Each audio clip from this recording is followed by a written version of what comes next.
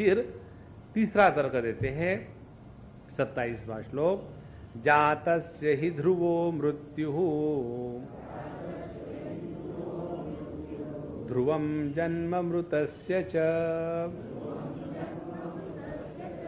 तस्मादपरिहार्येऽर्थे न त्वं शोचितुमर्हसि। अब सिद्धांत बताते, सिद्धांत की क्या बात है, जातस्य ही ध्रुवो मृत्यु हो। जब हमारी जन्म होती है तो उसके साथ साथ हमारी डेट ऑफ डेथ लिखी होती है। जैसे हम लोग कंप्यूटर में अपना पासवर्ड प्रिंट करते हैं ना, तो वो दिखता नहीं हो, सबके स्टार स्टार आ जाते हैं। वो पासवर्ड क्या है, जो पंच करा उसी को मालूम है, किसी को नहीं पता चलेगा। उसी प्रकार से हमारी डेट ऑफ बर्थ, जो आईडी कार्ड है ना, आईडी अनुभवानंद, वो तो सबको दिखेगा, डेट ऑफ बर्थ सबको दिखेगी, लेकिन पासवर्ड क्या है, पासवर्ड माने इस दुनिया से पास होने का टाइम, वो क्या है ये किसको नहीं दिखेगा, ये दिखेगा उसी को जिसने पंच किया है। इसीलिए महाराज, जहां जन्म हुआ उसी दिन मृत्यु का निश्चय हो चुका है। जातस्य ही ध्रुवो मृत्यु ध्रुवम जन्म मृतस्य च।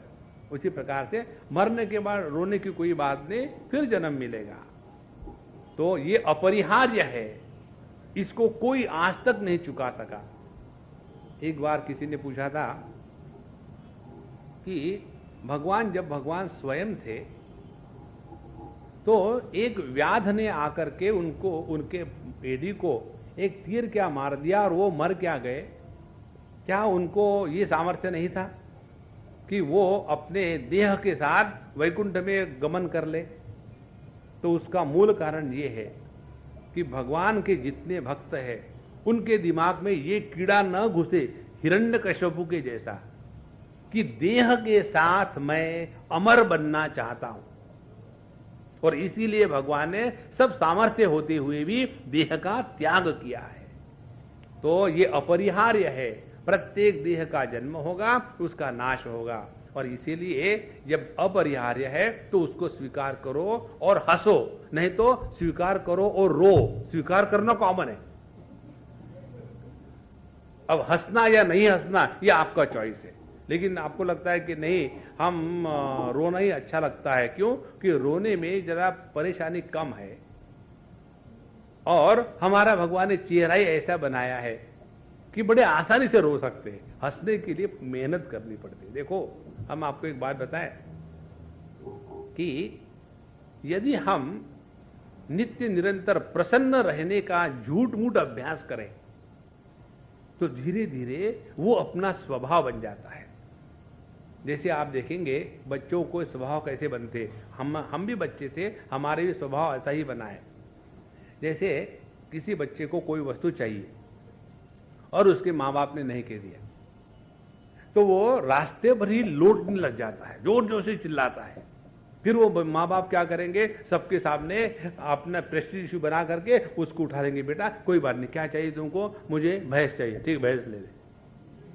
और फिर उस बच्चे ने सीख लिया, जब कोई चीज मुझे चाहिए, यदि मुझे चीज नहीं मिलती तो मैं रोऊंगा धोऊंगा, तो अपने आप मिल जाती है। उसी प्रकार से हम सब ने यही सीखा है, जगत से अटेंशन खींचने के लिए हम अपने आप को खामो खाम दुखी जाहिर करते हैं। महाराज, असल में दुखी कोई नहीं होता।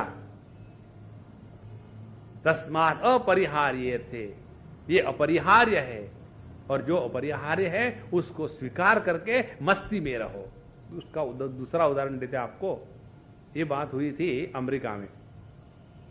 एक लड़का, उसकी शादी विधि हो गई, बंबई की ही लड़की थी, शादी हो गई और वो अमेरिका में रहता था, और भगवान की दया से उनको 2 बड़े प्यारे बच्चे हो गए, एकदम चिट्टे चिट्टे और बड़े प्यारे प्यारे प्यारे, दिखने को इतने सुंदर।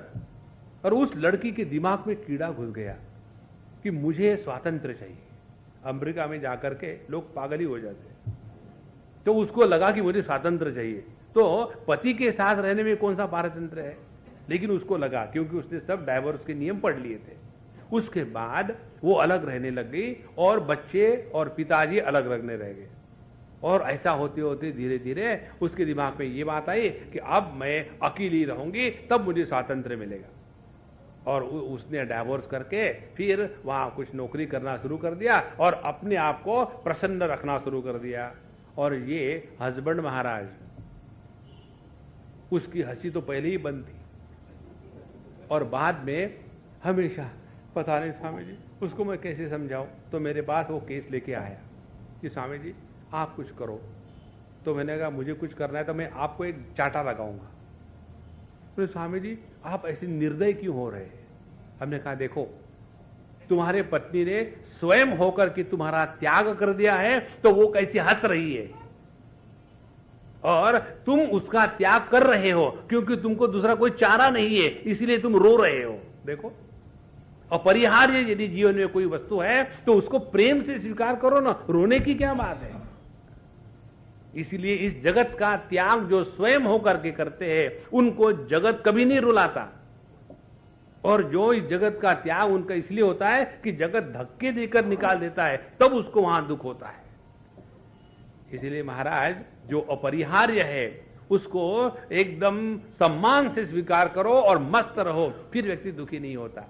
जैसे किसी व्यक्ति ने अपनी साधना करने के लिए व्रत ले लिया कि हम मीठी कोई वस्तु खाएंगे नहीं, जैसे हम कोई मीठी वस्तु नहीं खाते, तो जब हमने स्वयं होकर के मिठाई का त्याग कर दिया है तो मिठाई का त्याग करने में आनंद है।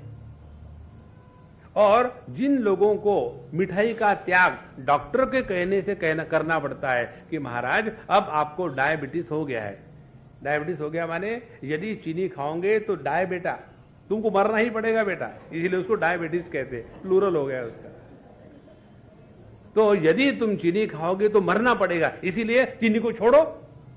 और जब ये डायबिटीज वाले लोग चीनी नहीं खाते, सामने उनके कोई भी मीठा पदार्थ आ जाए तो ऐसे भूखे के जैसे देखते हैं, alas I can eat that, मेरे सामने क्यों ले आए इसको।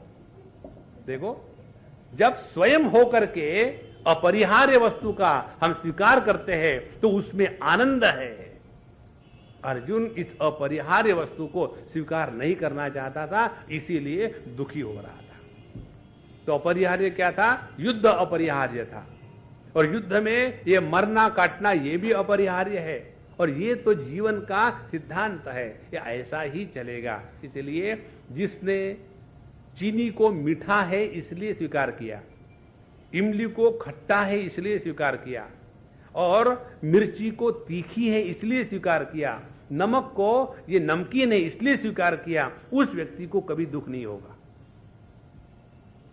हम चीनी खाते हैं, कहते हैं ओह बड़ी तीखी है, तो क्या मीठी होगी? हम इमली खाएंगे, कहेंगे ओह कितनी खट्टी है, तो इमली कभी मीठी होती है क्या? उसी प्रकार से जन्म के बाद मृत्यु, मृत्यु के बाद जन्म, ये लगा है, इसको चाहे स्वीकार करो ना करो, या ऐसा ही होगा। तस्मात् अपरिहार्य थे न त्वं शोचितुम अर्हसि, आप शोक करने के अधिकारी नहीं हो।